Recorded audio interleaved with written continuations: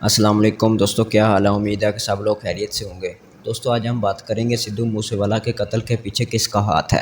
دوستو سدھو موسے والا کے قتل کے پیچھے کون تھا، اس کا اعتراف سامنے آ گیا ہے۔ بھارتی سکھ گلوکار سدھو موسے والا کے قتل کی ذمہ داری کینیڈین گینگسٹر نے قبول کر لی ہے۔ ملزمان کا کہنا ہے کہ وہ ہمارے خلاف کام کر رہا تھا۔ سماجی رابطے کی ویب سائٹ فیس بک پر کینیڈا میں مقیم گینگسٹر ستندر سنگھ عرف گولڈی برار نے اس واقعے کے حوالے سے ایک بیان جاری کیا ہے۔ سوشل میڈیا پر پوسٹ کیے گئے بیان میں برار نے کہا کہ وہ لارنس بشنوئی گینگ کے ساتھ مل کر گلوکار سدھو موسے والا کے قتل کا ذمہ دار ہے۔ برار نے اپنے بیان میں کہا کہ اس کا نام ہمارے بھائی وکی مڈوکھیرا گرلال برار کے قتل کیس میں تھا، لیکن پولیس نے اس کے خلاف کوئی کارروائی نہیں کی۔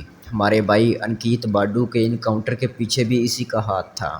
اس کا کہنا ہے کہ دلی پولیس نے گلوکار کا نام میڈیا کے سامنے رکھا تھا، لیکن پھر بھی وہ اپنی طاقت کا استعمال کر کے سزا سے بچ گیا تھا اور اس کے خلاف کوئی کارروائی نہیں کی جا رہی تھی۔ وہ ہمارے خلاف کام کر رہا تھا۔ دوسری جانب عام آدمی پارٹی کے سربراہ اور نئی دلی کے وزیر اعلیٰ اروند کیجریوال نے ٹویٹر پر مقتول کے لواحقین کو یقین دلایا کہ موسے والا کے قاتلوں کو سخت سزا دی جائے گی۔